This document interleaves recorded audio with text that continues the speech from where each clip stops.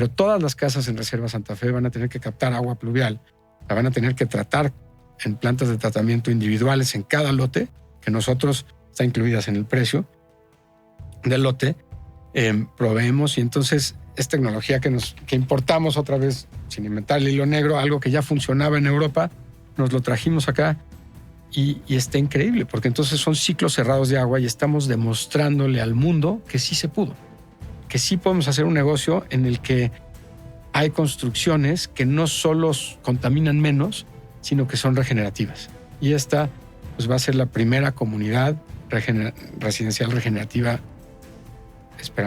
creemos que en el mundo, ¿no? Y lo vamos a poder demostrar. Mi nombre es Andrés Torres y tengo que advertirte algo. Estás a punto de escuchar los casos de éxito de los gigantes de la construcción. Líderes de esta industria que tenemos 3 características en común.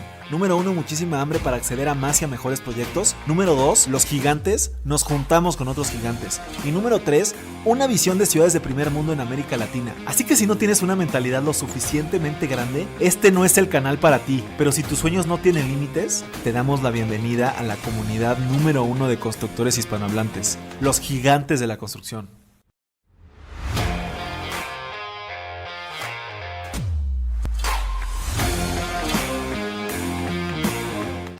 Este episodio es patrocinado por DIMSA, donde construimos proyectos que parecen imposibles. Desde 1991 en DIMSA nos hemos consolidado como una constructora de infraestructura pública en México, con presencia en 29 estados de la República.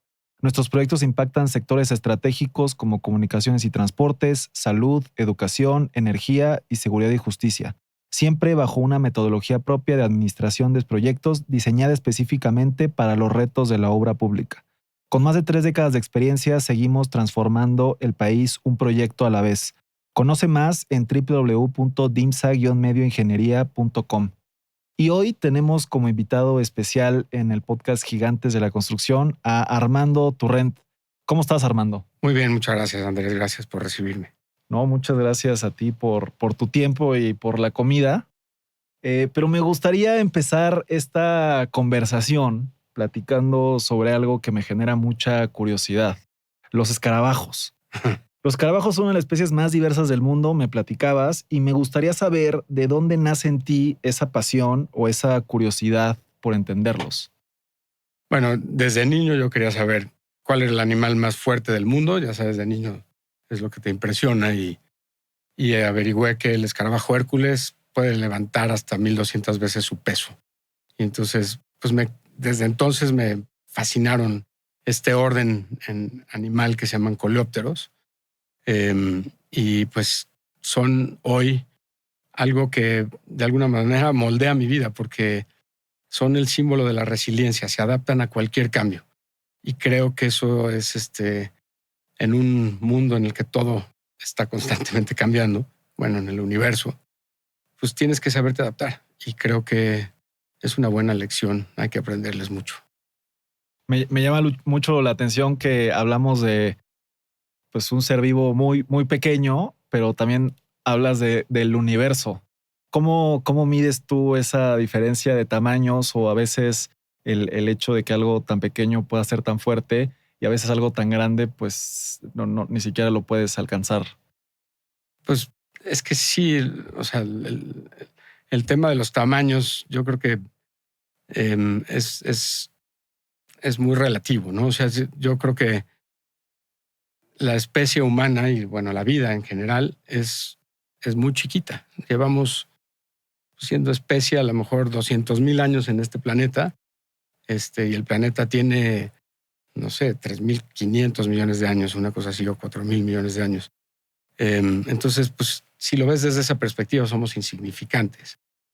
Y también en tamaño, ¿no? Cuando te das cuenta del tamaño del universo y que hay 400,000 millones de estrellas solamente en una galaxia y que hay miles de millones de galaxias en el universo, o sea, pues somos nada.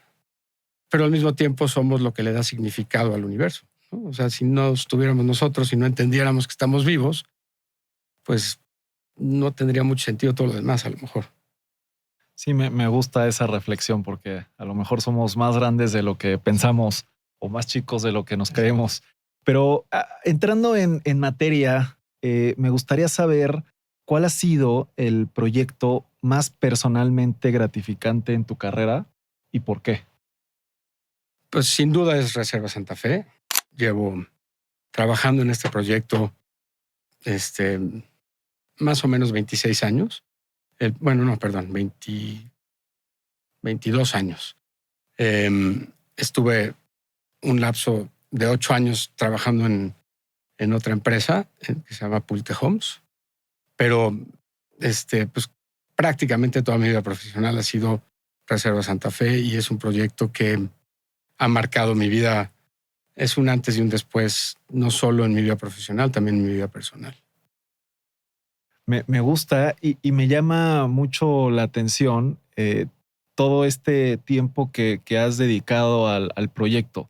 ¿Cómo logras tener paciencia y esa resiliencia para ir trabajando e ir dando pasos que a lo mejor en algún momento parecían pequeños y que cuando volteas, pues de repente ya son muchísimos pasos que has avanzado y no sé cómo has manejado esa paciencia en tu vida y en tu vida profesional? Seguramente lo voy a decir mal, pero en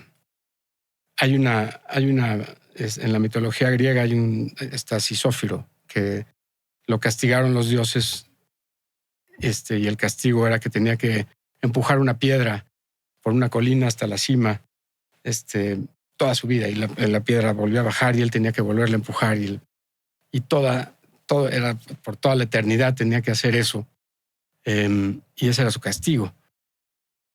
Yo creo que hay un filósofo francés que es Camus, que decía, pues es que eso no es si lo ves desde otra perspectiva, realmente lo que está pasando es que este cuate, esa piedra y ese castigo le dio significado a su vida, ¿no? Está realmente empujando la piedra y llega a la cima muchas veces, pero sabe que tiene que regresar. Y esta constante lucha de empujar la piedra le da significado a su vida, de alguna forma.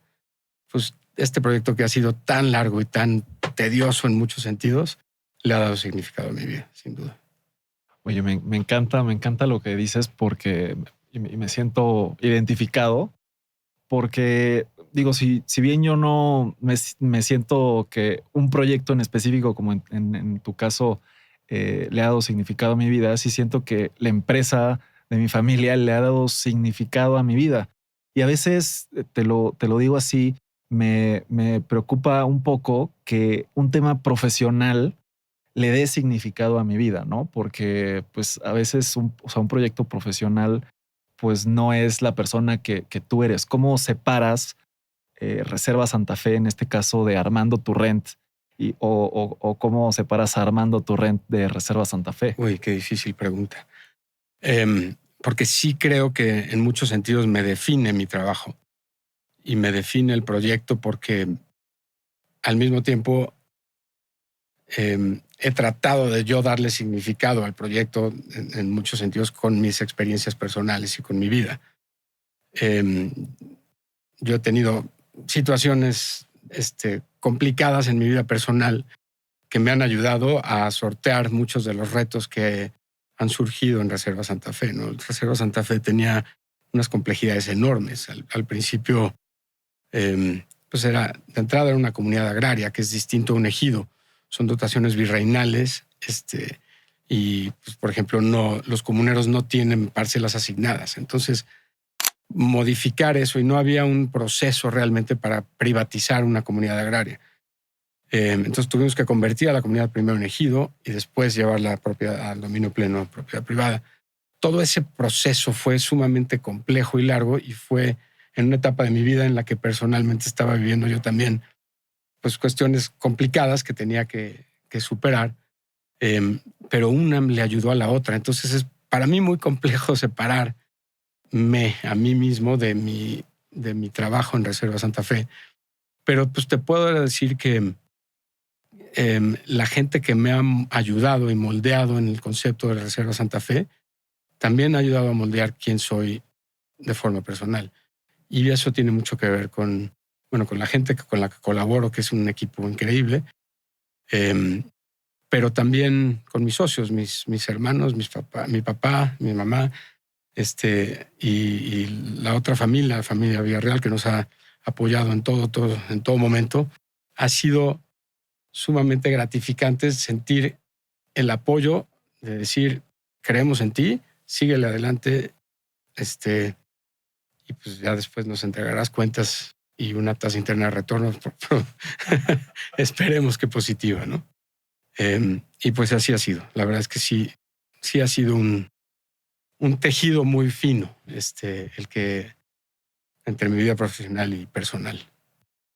Me encanta. Justo uno de los valores de Gigantes de la Construcción es la colaboración. Y yo uso la frase diciendo que los gigantes nos juntamos con otros gigantes, y me parece muy interesante lo que has logrado con otras familias y con tu familia para sacar este y otros proyectos adelante. Y bueno, creo que ya nos platicabas un poquito de los desafíos que has vivido en Reserva Santa Fe, pero no sé si este tema del tema ejidal ha sido el reto o la dificultad más inesperada que ha surgido, o si ha habido otra dificultad que se haya presentado en estos más de 20 años de proceso, y cómo lograste superar estas adversidades. Sin duda fue muy compleja la privatización, pero muy gratificante también. En la relación con los antes comuneros, hoy ejidatarios, es increíble. Te puedo decir honestamente que muchos de ellos son mis amigos, casi familia, y pues fue sumamente complejo tratar de ponerlos de acuerdo, hacerles entender cómo podíamos ser socios al mismo tiempo, en un proyecto en el que, pues, sin que ellos tuvieran idea o mucha idea de cómo es un proyecto inmobiliario y qué implica un proyecto tan a largo plazo. Y en esas situaciones en las que hay veces que, pues evidentemente no depende de ti, es una circunstancia, no vamos a ponernos a especular si fue orquestado o no fue orquestado, pero cosas que no dependen de ti, ¿cómo las manejas, o cómo manejas esos momentos de frustración? Después de, me imagino, ya estos procesos ejidales de los que hablabas, y después te llega esta situación, ¿tú cómo operas esas dificultades en tu vida en general? Pues fíjate que con el apoyo de la familia siempre, ¿no? Y de los socios, que ha sido siempre pues como la fortaleza más importante de nuestro grupo, es esta unión de decir, vamos todos juntos, ¿no? Y vaya, yo creo que sentir el apoyo de tus socios a pesar de una circunstancia tan difícil en la que a lo mejor pierdes absolutamente todo con una mala decisión, pues es muy gratificante. O sea, te impulsa muchísimo a decir, tengo que lograrlo, ¿no? O sea, no es como que nada más voy a perder yo mi empleo. Si pierdo esto, pierdo el patrimonio mío y de toda mi familia. Entonces, y no nada más de mi familia nuclear, sino de toda la que me está apoyando, que es la familia ampliada. Pues eso te da fuerza. Al final del día te empuja a salir adelante, y no, pues no te puedes rajar, no puedes dejar de pedalear. ¿Y hay alguna situación específica en esos 4 años o en ese proceso que hayas tenido que hacer algo que se haya salido de la normalidad, algo extraordinario que hayas tenido que decidir? Pues, o sea, nosotros estábamos realmente buscando cómo llegar a quitarnos la clausura de encima. Fue tan ridículo, francamente, que nosotros ni siquiera habíamos empezado ningún tipo de obra en el proyecto, porque todavía no teníamos el conjunto urbano. Estábamos saliendo de la privatización, tratando de obtener licencias y permisos al conjunto urbano del desarrollo, y entonces no había nada construido. Nos clausuraron porque teníamos una terracería con Gravaloc, que es un material reciclado, certificado LEED, que al revés es bueno es mejor que poner una terracería simple y llana, porque permea mucho mejor el agua. Y ese fue el pretexto para clausurarnos, porque dijeron que estábamos nosotros de alguna manera urbanizando el bosque de manera ilícita. Y entonces, pues nosotros llegábamos con información de ambientalistas y de mucha gente, o sea, científica, para comprobar que eso era ridículo.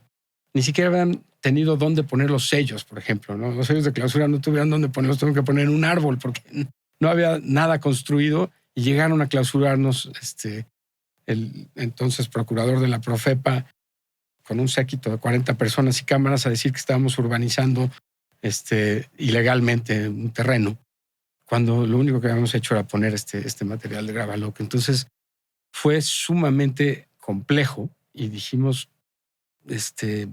necesitamos encontrar una salida que no sea nada más técnica, porque todo lo que nosotros habíamos planteado y demostrado con con todos los datos perfectamente claros, pues nos lo echaban abajo con argumentos realmente patéticos en ese entonces. Y pues tuvimos que acudir a la idea de que en ese entonces quería el presidente que hubiera una visita del Papa, una visita oficial del Papa a México. Y al entonces presidente del patronato se le ocurrió decir, oigan, pues necesitamos que nos ayude a que se resuelva el problema con el Papa en ese momento era el Papa Francisco, que recordarás que era jesuita y la Ibero era jesuita. Entonces dijeron, pues necesitamos ayuda de los jesuitas y necesitamos que le pidan a la Nunciatura Apostólica que si quiere una visita oficial del Papa, pues que nos quiten el castigo. Y entonces fue sumamente extraño que estuviéramos metidos como desarrolladores en un tema de este tipo, pero pues gracias a eso se logró destrabar todo y nos quitaron el castigo de un día para otro. Qué interesante historia, mi querido Armando. Imagínate que el tema pues, religioso tiene un impacto pues, en la sociedad, en la política y en el mundo, ¿no? Pero existen proyectos que cambian el rumbo de nuestras vidas y creo que Reserva Santa Fe es el caso específico en tu carrera. Pero ¿crees que existe un momento específico que haya marcado un antes y un después en tu trayectoria? Sí, en mi trayectoria profesional yo creo que se marcó en dos momentos específicos. El primero fue, yo tuve una transición en el lapso de tiempo en el que habíamos terminado el proceso de la privatización y solamente se tenía que desincorporar del Registro Agrario Nacional la tierra para después incorporarse al registro público de la propiedad. Pues fue un lapso en el que sabíamos que iba a ser un periodo muy largo, muy tardado. Y en ese momento surgió la oportunidad de que yo entrara a trabajar en una empresa multinacional que estaba incursionando en México, que se llama Pulte Homes. Y Pulte pues entró a México y yo estuve trabajando ahí con ellos 8 años. Esos fueron los 8 años que estuve fuera de este proyecto. Y yo creo que me marcaron muchísimo. Yo no había hecho una maestría, tengo 2 carreras, pero no había hecho maestría. Y para mí fue profesionalmente sumamente importante entender cómo hacer negocios o cómo hacían negocios de una forma mucho más institucional. La empresa de la que yo venía era una empresa familiar, evidentemente, como hemos platicado. Y yo, habiendo estudiado en Estados Unidos, sabía que era importante entender un poco más o un poco mejor cómo hacer las cosas institucionalmente y que no fuera toma decisiones nada más pues, muy al estilo de las empresas familiares. Y eso me marcó profesionalmente, sin duda, ¿no? Tuve la oportunidad de visitar el corporativo de Estados Unidos, me hicieron una especie como de roadshow para aprender cómo operan en Estados Unidos, y la verdad es que la filosofía es completamente distinta. A pesar de haber estudiado allá las carreras, pude ver que ya en la práctica, cómo esto de hacer las cosas institucionalmente bien y hacer un corporativo delgado como lo tenían ellos, pero muy eficiente, pues podía repercutir en cómo hacía las cosas yo aquí en la empresa familiar. Entonces, esa sin duda fue una muy importante. Y te podría decir que la segunda es un tema ya muy personal, muy familiar, pero que me marcó como para poder entender que era importante romper paradigmas, que era importante ir en contra del del flujo tradicional de cómo se hacen las cosas para poder salirte de la caja y buscar soluciones distintas.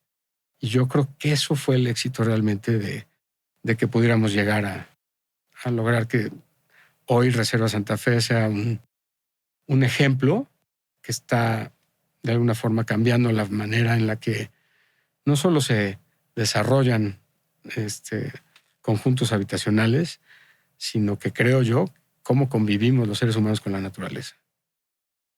Me gusta esta parte de romper paradigmas, y entiendo que esta unión entre naturaleza y ser humano tiene que ver con el concepto que platicábamos de inclusión.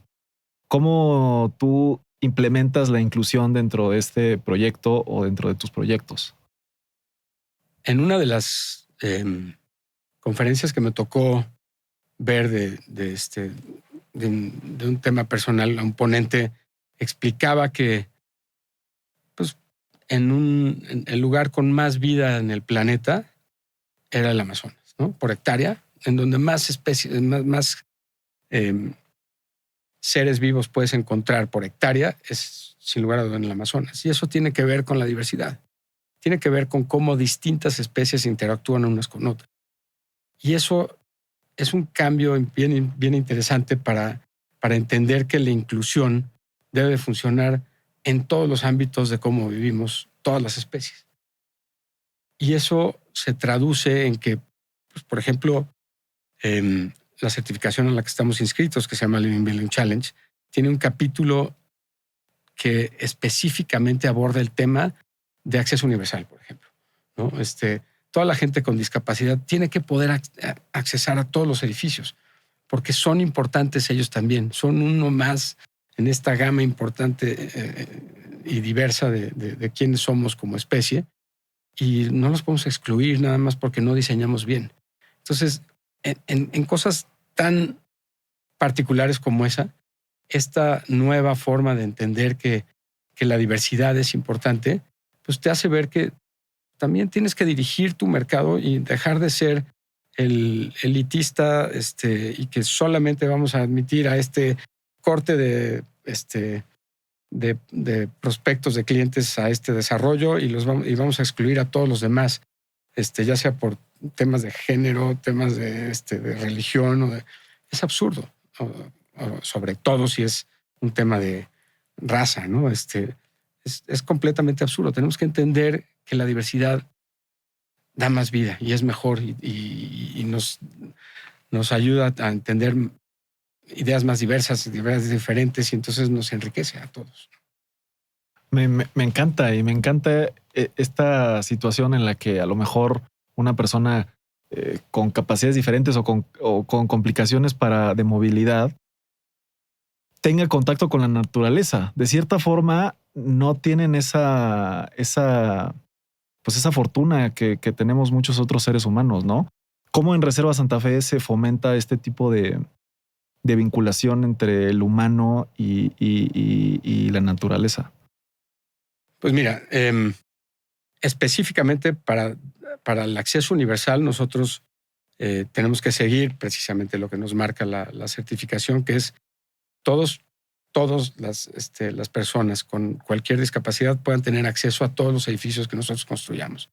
Pero va un poco más allá incluso. O sea, te dice, tienen que poder accesar incluso el bosque en el que estamos nosotros en Reserva Santa Fe. Y entonces hicimos un circuito. Por ejemplo, el terreno de Reserva Santa Fe es muy accidentado topográficamente y lo que hicimos son puentes colgantes para que se mantenga en una misma curva de nivel un circuito al que puedas entrar en silla de ruedas. Y entonces eso, para alguien que está en silla de ruedas, normalmente no tiene acceso a la naturaleza, como bien dices, les cambia el panorama, les cambia muchísimo la vida. Ver a alguien entrar en silla de ruedas a un puente colgante y estar a la altura de los árboles, pues jamás se imaginaron que lo podrían hacer. Y eso es pues gracias a la visión que nos da esta certificación que pues ya tenemos como muy impregnada en el ADN del proyecto, ¿no? Me encanta. Y bueno, creo que aparte de gracias a la certificación, gracias a tu visión, mi querido Armando, Pero bueno, hablando de algunos retos, ¿has construido o en este proceso de Reserva Santa Fe, eh, en algún momento pensaste que era imposible ejecutar el proyecto? Sí, en estos dos momentos en los que, bueno, primero en el de la clausura, eh, bueno, mucho tiempo también durante la privatización de la tierra, pensé que no lo íbamos a lograr, no iba a ser, no estaba tan sencillo. Y vaya, cuando finalmente logramos la privatización, nos dimos, bueno, ya sabíamos, pero nos hicimos a la tarea de decir, ok, vamos a buscar lograr licencias y permisos sin caer en corrupción, obviamente.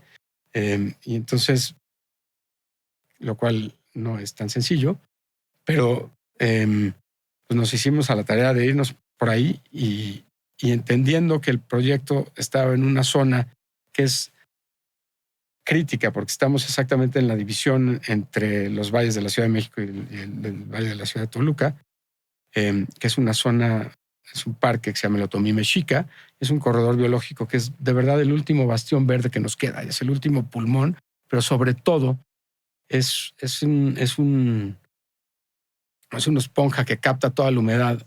Los árboles, los bosques de ese corredor captan toda la humedad del medio ambiente y la bajan al subsuelo, y todavía 2/3 partes del agua que consumimos en la Ciudad de México vienen del subsuelo, y estos árboles son los que le recargan. Entonces, estábamos en una zona muy crítica, con los ojos de todos los ambientalistas encima de nosotros, diciendo, eso no se puede tocar. Y lo que nosotros dijimos fue al revés. Necesitamos ayudarle al gobierno a proteger estos bosques porque no hay suficientes recursos para que lo hagan ellos solos. El presupuesto de este parque es de, creo que menos de 7 pesos por hectárea al año para protegerlos.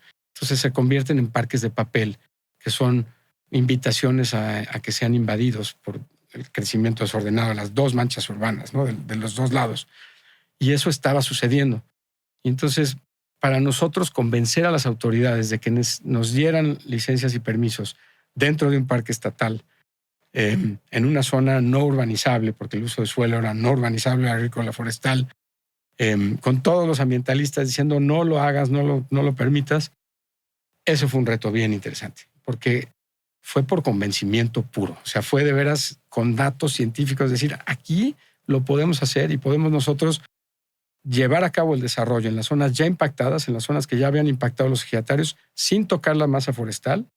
Al revés, nosotros tenemos un censo de los árboles a través de un programa que se llama, un estudio que se llama Línea Base.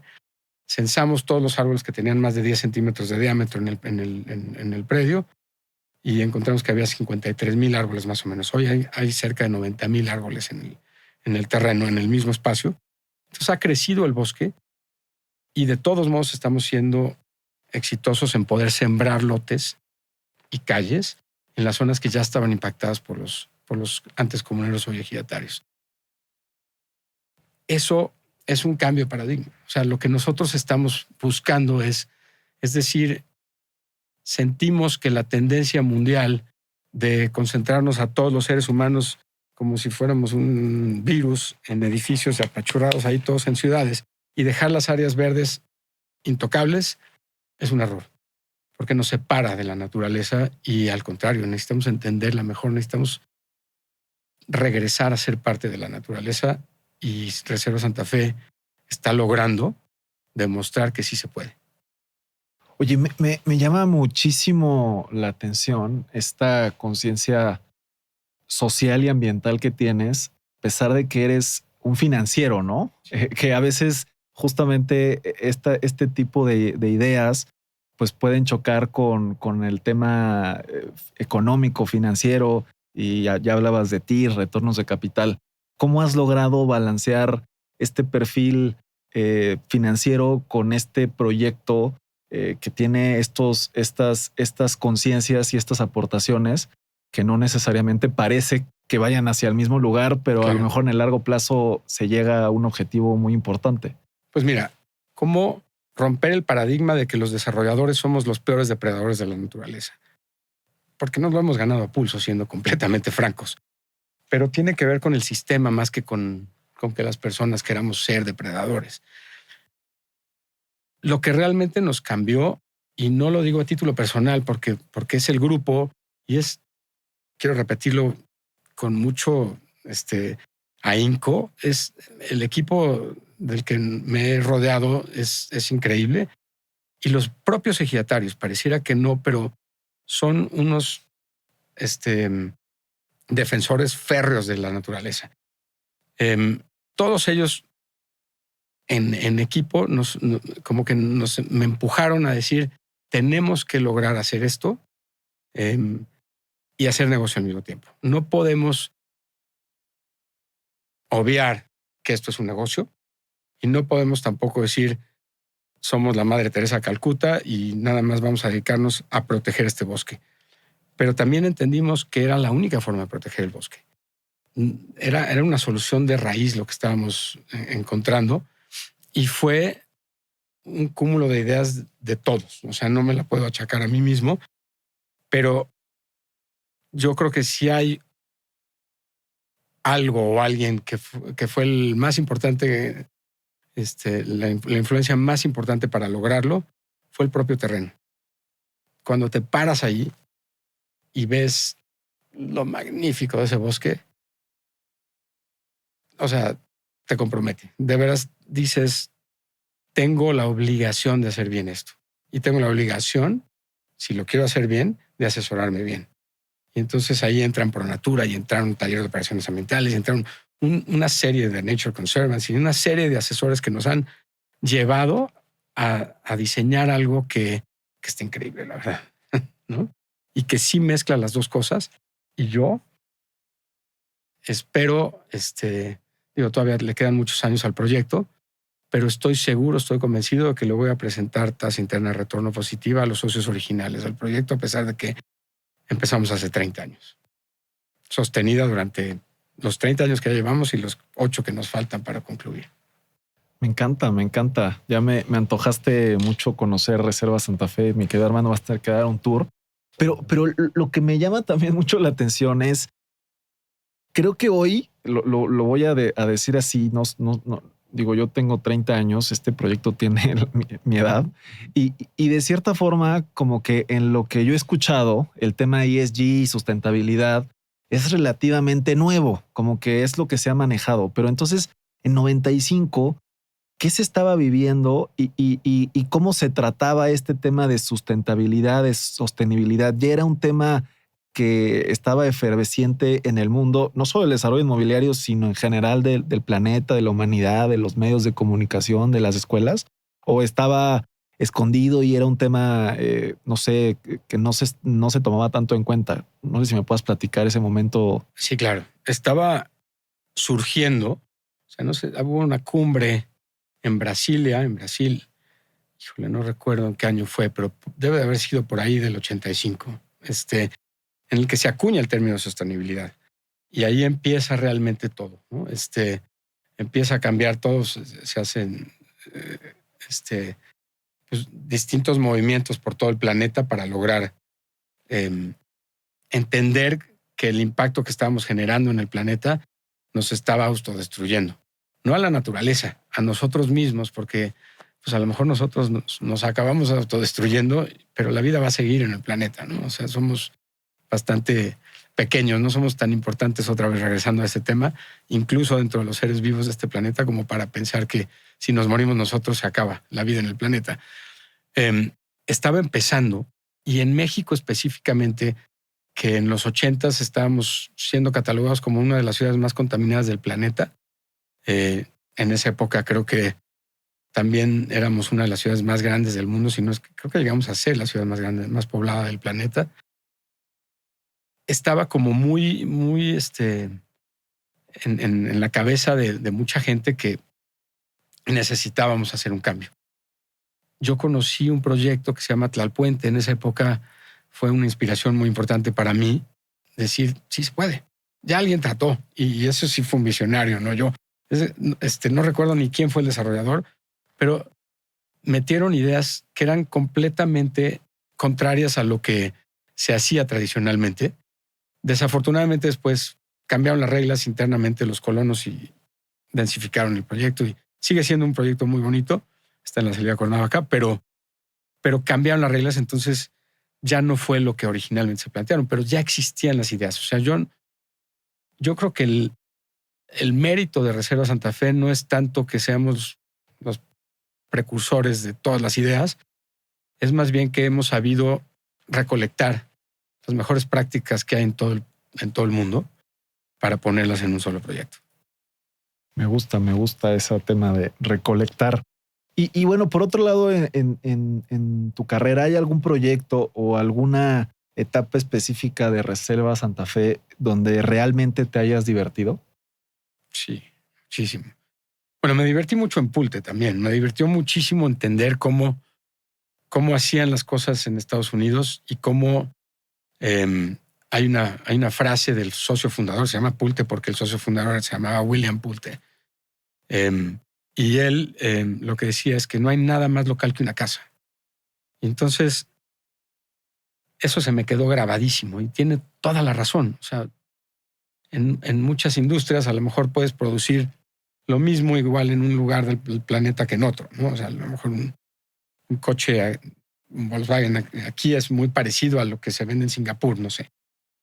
Una casa es completamente local, tiene que ver con la idiosincrasia de la gente que va a vivir en ella, tiene que ver con la legislación de esa ciudad, no solo del país ni del estado, de ese lugar en específico, con los materiales que hay disponibles. Es muy local. Entonces, me divirtió muchísimo entender eso y aprender de eso porque pues, era completamente distinto. Para mí, pues, yo hacía vivienda como líneas de ensamble hasta antes de trabajar en Pulte y creo que tenemos que romper ese molde, ¿no? Está causando muchos estragos sociales y sí está causando que la naturaleza se vea muy afectada si seguimos tratando de nada más construir ciudades dormitorio. Me encanta. Y este tema de no hay nada más local que una casa. Sé que en este momento estás rediseñando tu casa. ¿Hay alguna característica, algún gadget, algo específico que estás buscando que sea como un sello de Armando Turrent en su casa? Sí, quiero que no sea tan protagónica, o sea, que no sea una casa muy, que se integre más bien al lugar, ¿no? Que se integre al terreno propiamente. Hemos hecho un análisis muy profundo de la tierra. Nos encanta decir a nosotros en el grupo que cuando llegamos a un lugar para desarrollarlo, a un terreno, pues no estamos llegando a un lienzo en blanco. Entendemos que esto es como una pintura que ya tenía un equilibrio, bueno o malo, o lo que sea, pero nuestra responsabilidad es hacer que esa pintura sea mejor y que nuestra aportación sea para bien y no para mal en la pintura. Y entonces no es tan sencillo. Tienes una serie de restricciones que te van haciendo que el diseño sea, pues sí, cada vez un poco más complejo, digámoslo de esa forma, pero si realmente entiendes el lugar, si te clavas a entender dónde estás parado, vas a hacer un análisis biofílico mucho mejor y vas a entender cómo te vas a integrar tú a ese lugar y lo vas a honrar. Me encanta todo este tema de biología que te apasiona, mi querido Armando, pero nadie está exento de errores. ¿Cuál ha sido tu mayor fracaso en proyectos de construcción y qué aprendiste de él? Cuando llegamos a Reserva Santa Fe, me clavé muchísimo en el proceso de la privatización y entendí también que iba a ser muy complejo el tema de conseguir el conjunto urbano dentro de un parque estatal, porque estamos dentro de un parque estatal. Entiendo que es la primera vez que se autoriza un conjunto urbano dentro de un parque estatal en el Estado de México. Pero no me di cuenta o no calculé bien que el acceso no estaba bien diseñado. O sea, no teníamos un acceso fácil, digamos, al terreno. Y entonces teníamos un camino rural, para llegar a un pueblo que estaba, pues a lo mejor 1 kilómetro al norte de nuestro predio, con 1,000 habitantes, un pueblo muy pequeño, pero pues ese era su camino de paso. Entonces empecé a negociar con ellos ya un poco tarde y no fue tan tarde, pero en la negociación les dije, denme oportunidad de hacer un camino alterno para que ustedes puedan llegar al pueblo, que sea por el lindero de Reserva Santa Fe y no por en medio, para que no me partan el dos el terreno, porque sabíamos que íbamos a hacer un proyecto, pues, exclusivo, ¿no? Y al lograr esa negociación, la firmamos ante el gobierno del Estado y la Secretaría de Gobernación del municipio, bueno, la Dirección de Gobernación del municipio, pero al momento de tratar de hacer el desvío, cuando ya me tardé en hacer el desvío, y cuando traté de hacer el desvío, pues me llegó un grupito que nos quiso extorsionar y nos dijeron, por aquí no pasas, a menos que nos des dinero. Y yo, no va a pasar. Y entonces, otro error que cometí fue tratar de forzarlo y decir, pues yo tengo todas las de la ley, ya está negociado, ya me habían autorizado todos los del pueblo a hacer esta desviación, pues voy a ejercer mi derecho y voy a pedir que las autoridades me ayuden a cerrarlo a la fuerza, desviarlo a la fuerza. Y eso ocasionó un conflicto social importante porque la gente dijo, bueno, estos extorsionadores, en primer lugar se aliaron con taladores locales y nos empezaron pues, a amenazar y cosas de verdad muy complejas. Pero convencieron a mucha gente de que ellos estaban inventaron que les estábamos bloqueando el acceso al pueblo. Y entonces eso realmente fue como pólvora, ¿no? O sea, la gente les creyó, gente que no sabía, pues les creyó que ya llegó el desarrollador que está tratando de dejar sin acceso a los pobres pobladores de este pueblo. Y entonces pues salieron noticias y periodicazos y todo, pero sobre todo nos generó un conflicto social importante con la gente del pueblo que les creyó. Pero finalmente logramos hacer el desvío, les explicamos todo y hoy pues están felices con el camino alterno. Pero entramos tarde. O sea, yo creo que debí de haber hecho un trabajo social mejor que el que hice para explicarle a la gente del pueblo que no era así, ¿no? Y sobre todo a los de alrededor. Los que vivían ahí sabían que tenían acceso, pero mucha gente sí pensó que les estábamos negando el paso.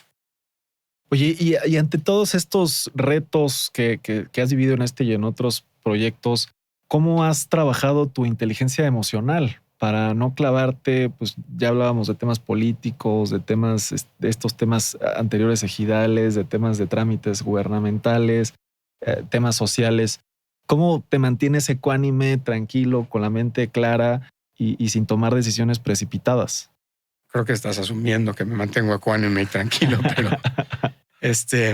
no, pues otra vez me regreso a mi familia. O sea, el apoyo de mi familia es indispensable y creo que el propio lugar, o sea, estando ahí es como salir a meditar. Entonces, cuando de veras se pone muy estresante la situación, me voy a caminar al bosque y me quedo ahí un rato y es transformador. Te lo prometo que es algo muy impactante. O sea, no te lo sé explicar, te tengo que llevar para que lo vivas y lo sientas, porque sí te transforma el lugar. Y he visto no solo a mí, transforma a toda la gente que trabaja con nosotros. Tenemos a varios trabajadores, casi todos son locales, que hoy son guardabosques y la mayoría, y son nuestros trabajadores, yo creo que los más motivados de todos, y prácticamente el 100% eran taladores antes. Talaban la zona y no de estas mafias que talan por todo el país. Pues tiraban 1 o 2 árboles con hachas para llevar leña básicamente a la zona de la Marquesa, ¿no? Y hoy no sabes lo motivados que están de cuidar el bosque, ¿no? De ser. Lo único que necesitaban era una alternativa. Entonces, sí es transformador el lugar. Me encanta el tema de alternativas y creo que cada vez estás emocionando más a nuestra audiencia por visitar ese bosque, mi querido Armando. Pero bueno, mirando un poco hacia el futuro, no sé si otro proyecto igual en Reserva Santa Fe, ¿qué es lo que te emociona más para los próximos 12 meses y por qué? Bueno, para los próximos 12 meses lo que más me emociona es que ya se mudaron las primeras 3 familias a vivir a Reserva Santa Fe y es demostrar que sí se pudo, ¿no? O sea, yo creo que en el mundo hay gente muy bien intencionada y muchísimos ambientalistas muy bien intencionados, muy teóricos. Creo que nos hacen falta ejemplos de éxito de que sí se pudo, ¿no? Y vaya, en los próximos 12 meses se va a ir poblando cada vez más Reserva Santa Fe y eso, increíblemente, va a hacer que el sistema biológico del propio Reserva Santa Fe sea cada vez más exitoso. Hoy llevamos inyectados, y eso lo podemos comprobar, más de 5 millones de litros de agua al acuífero. Nada más con cómo diseñamos calles y con un edificio que construimos. Pero todas las casas en Reserva Santa Fe van a tener que captar agua pluvial, la van a tener que tratar en plantas de tratamiento individuales en cada lote, que nosotros está incluidas en el precio del lote, proveemos, y entonces es tecnología que importamos otra vez sin inventar el hilo negro, algo que ya funcionaba en Europa, nos lo trajimos acá y está increíble, porque entonces son ciclos cerrados de agua y estamos demostrándole al mundo que sí se pudo, que sí podemos hacer un negocio en el que hay construcciones que no solo contaminan menos, sino que son regenerativas. Y esta pues va a ser la primera comunidad residencial regenerativa, esperamos, o sea, creemos que en el mundo, ¿no? O sea, y lo vamos a poder demostrar. Eso me emociona muchísimo. Cuando yo regresé de estudiar de Estados Unidos, pues quería demostrarle a mi familia que yo no necesitaba trabajar en el negocio familiar para vivir, y entonces dije yo, gracias, me voy a ir a trabajar a Banamex o a Bancomer, ya tenía ofertas en los dos lados, y mi papá me dijo, está bien, nada más que te quiero enseñar lo que hacemos para que puedas darte cuenta un poco de cómo lo hacemos y para qué, no por qué, para qué, y si algún día te arrepientes, puedas regresar con nosotros. Y entonces pues me enseñó lo que es que tu trabajo se traduzca en entregarle las llaves a una familia para que se muden a su primera casa. Y me llevó a propósito un día que estábamos entregando una casa y la señora lloraba de felicidad. Entonces, pues eso obviamente me movió muchísimo. Y acabé diciendo, no, ok, me vengo a trabajar con el negocio familiar. Y fue muy gratificante hace poco que me invitaron los primeros residentes de Reserva Santa Fe a comer a su casa, recién mudados, y sucedió algo muy parecido. La señora me agradeció por no haberme dado por vencido después de tantos años del proyecto. Me dijo que era un sueño para ella, se empezó a llorar y pues fue un momento muy, muy padre, ¿no? Es muy, muy gratificante. No, muchas gracias por compartirlo, Armando. Y me gusta mucho esta parte de optimismo, del sí se puede, con esta historia de Reserva y de tu padre. No sé si esa filosofía optimista viene también de su ejemplo y de lo que te ha enseñado tu padre. No sé si nos pudieras compartir la lección más importante que él te haya dado, aparte de esta gran experiencia entregando casas. Sí, yo creo que la lección más importante fue ese mismo día. Me dijo, mira, mi papá decía, o sea, mi abuelo, mi papá decía que hay que hacer cosas bien hechas, el dinero llega después. Yo le agregaría que o sea, yo creo que lo estamos demostrando y lo hemos vivido en distintos proyectos, no nada más en Reserva Santa Fe. Pero agregaría que si lo haces así y con ese ejemplo y ese optimismo, el optimismo es esencial para poder sacar adelante un proyecto de esta magnitud, sobre todo con tantas adversidades, ¿no? Si no te mantienes optimista, pues vas a tirar la toalla a los 5 minutos o al primer problema que se te aparezca. Pero le agregaría que tienes que... Otra frase de mi papá que es: no vayas a perder los pesos por cuidar los centavos. Y eso no aplica solamente en las partes financieras, sino en la parte emocional y en la parte personal de la vida. Yo creo que es muy importante cuidar tu salud, cuidarte a ti mismo, o sea, no te pierdas en los centavos, cuida los pesos, ¿no? Me encanta. Grandes lecciones, mi querido Armando. Y bueno, llevo un rato haciéndote preguntas, más o menos 51 minutos. ¿Tú tienes alguna pregunta para mí? Sí. De todas las personas que has entrevistado, porque ya tienes una trayectoria importante y sé que has entrevistado a gente mucho más importante que yo, ¿qué te llevas de estas entrevistas en cuanto a hacia dónde estamos yendo en la industria? O sea, ¿cómo nos ves como industria? O sea, ¿qué opinas de nosotros? Porque hay industrias que son más perversas que otras y hay industrias que tienen mejor fama que otras.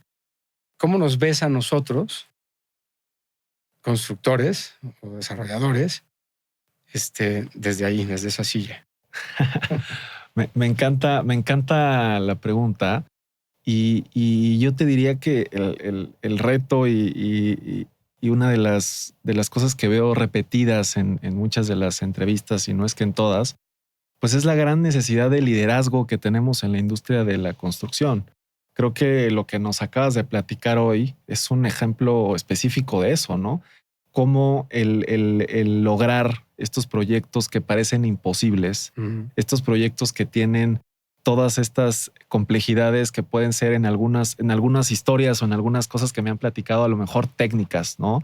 Me acuerdo del doctor Rodolfo Valles, uno de los episodios más escuchados del podcast, que nos platicaba sobre la torre BBVA y del reto que hubo en el tema de ingeniería por la casa catalogada que está en medio del terreno y cómo tuvieron que mover la casa y todo el proceso constructivo. A veces puede ser un reto técnico. Hoy estamos hablando a lo mejor de un tema ambiental, social, político inclusive, que también implica un reto de liderazgo y de sacar adelante pues lo que a veces tenemos dentro de nosotros para poder cumplir un objetivo específico, ¿no? Y me encanta también que estos objetivos tengan un propósito distinto, ¿no? Un propósito que no sea únicamente lo que comentábamos del componente financiero, sino cuando los líderes de la industria de la construcción vemos más allá del dinero, pues creo que los resultados son dignos de contarse en este podcast, ¿no? Entonces, y bueno, en muchos otros lugares que espero que se cuente más este tipo de historias, y es lo que yo quiero demostrar, ¿no? Que la industria de la construcción, digo, yo soy ingeniero civil, yo soy también tercera generación en la industria, más en el desarrollo de infraestructura pública, pero pues justamente quiero que se cuenten estas historias, que sepan todos los retos que han vivido, que vivió mi abuelo, que vivió mi padre, que vivió la familia, y que la gente sepa lo que significa hacer realidad un plano, hacer realidad una foto, hacer realidad un proyecto y que a través de un micrófono también lo podamos expresar, ¿no? Entonces ese es un poquito el mensaje que me gustaría compartir, mi querido Armando. Pero antes de pasar a la última pregunta, ¿dónde podemos encontrar más información sobre ti o contactarte? Bueno, en LinkedIn y en Instagram estoy. La verdad no soy muy activo en redes sociales, pero pues para contactarme yo creo que está lo más sencillo es, no sé si quieres que dé mi correo electrónico. Está perfecto el correo, sí. Mi correo es aturrent@reservasantafe.com, y creo que a través de LinkedIn o a través de Instagram también me pueden encontrar muy fácil. O de nuestra página, que es www.reservasantafe.com. Vale la pena que la conozcan. Para nosotros el reto más importante en Reserva Santa Fe es que nos vayan a visitar, porque estamos, como decimos siempre, estamos afortunadamente a 15 minutos del caos, del tráfico, de la contaminación, del crimen, o sea, de muchas cosas que no deseas y te llevan a este lugar maravilloso, pero al mismo tiempo estás a 15 minutos de la ciudad, que no te alejas tanto de esta ciudad que, por desordenada y caótica que sea, es maravillosa, ¿no? Entonces, creemos que estamos muy cerca. Váyanos a visitar porque de verdad vale la pena. El lugar es increíble, ¿no? Me encanta, ¿no? Pues ya está ahí la invitación para todos los que nos escuchan. Y bueno, para cerrar, me gustaría decirte que ya lo eras, pero el día de hoy te queremos nombrar un gigante de la construcción. Y si tuvieras la oportunidad de viralizar una frase en redes sociales que inspirara a los gigantes de la construcción a cumplir sus sueños, ¿qué diría?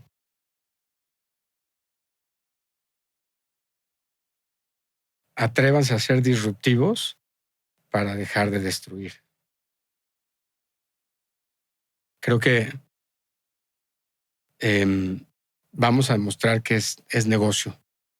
Es negocio trabajar con la naturaleza. Es negocio reincorporarnos al medio ambiente. Es redituable y además no nos vamos a poder escapar porque eso es a donde va todo, ¿no? O sea, estoy convencido de que el cambio climático es un hecho, a pesar de que mucha gente nos diga lo contrario, porque hay industrias, otra vez, muy perversas que están buscando que esto no sea algo que la gente conozca bien, a profundidad, pero las nuevas generaciones ya saben que es cierto, ¿no? Y saben que estamos haciéndonos un daño a nosotros mismos. Tenemos que cambiar la tendencia y tenemos que encontrar la forma de reincorporarnos a la naturaleza. Esta separación de las ciudades con las áreas verdes o las áreas naturales protegidas es terrible porque nos aleja de las demás especies vivas del planeta. Y de verdad, nuestra misión es encontrar una mejor manera para vivir el planeta. Y creo que ya encontramos una formulita. El chiste es que lleguen otros desarrolladores, otros constructores y sigan jalando ese hilo. Nosotros tenemos la convicción de compartir todo lo que hemos aprendido en términos ambientales dentro de la industria de la construcción, gratis a quien se nos acerque. Cualquier constructor o desarrollador que quiera aprender y aminorar la curva de aprendizaje de cómo hacerlo, bienvenidos. De verdad les vamos a compartir todo gratis, porque ese va a ser nuestro granito de arena para que el impacto de Reserva Santa Fe son 200 hectáreas. Nosotros queremos tener un impacto global, no nada más en esas 200 hectáreas. Y creo que es el granito de arena que podemos aportar para que eso suceda. Me encanta, me encanta. Te estaremos buscando y seguramente otras personas te estarán buscando para eso, mi querido Armando. Y pues muchísimas gracias por tu tiempo, por compartir. Muchísimas gracias a todos nuestros oyentes por quedarse hasta el final de este episodio. Si les ha gustado, califíquenos con 5 estrellas y compártalo con alguien a quien le pueda interesar. Síganme en mis redes sociales como @ing.andrestorres para más contenido de valor enfocado a la industria de la construcción. Y nos vemos muy pronto con un episodio nuevo. Gracias, Armando. Muchas gracias a ti, Andrés.